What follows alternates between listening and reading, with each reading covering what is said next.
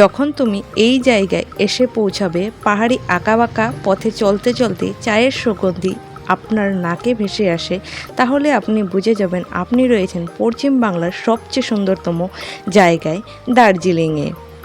দার্জিলিং শব্দের উৎপত্তি হয়েছে তিব্বত শব্দ দর্জি থেকে, যার অর্থ হয়েছে বর্জ্যপাতের দেশ। এই শহরেই রয়েছে পৃথিবীর সর্বোচ্চ রেল স্টেশন, যার নাম হয়েছে ঘুম স্টেশন। আর দার্জিলিংয়ে গিয়ে দার্জিলিংয়ের চা খাবে না, সে কি কখনো হয়?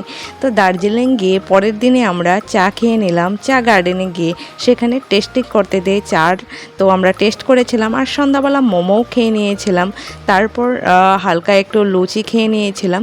তারপরের দিন আবার চলে যাই টাইগার হিল দেখার জন্য। সেখানে গিয়ে একদম ঠান্ডা লেগে গেছিলো, খুবই ঠান্ডা, খুব হাওয়া বইছিল। আর আমরা একটু লেট করে গিয়েছিলাম, কারণ সেদিন প্রচণ্ড বৃষ্টি পড়েছিল, ভোর 4টায় সেখানে যেতে হয়, কিন্তু এত বৃষ্টি পড়ছিল বলে আমরা লেট করে গিয়েছিলাম আর কাঞ্চনজঙ্ঘার দর্শনও হয়নি। তো আজকের জন্য আসি।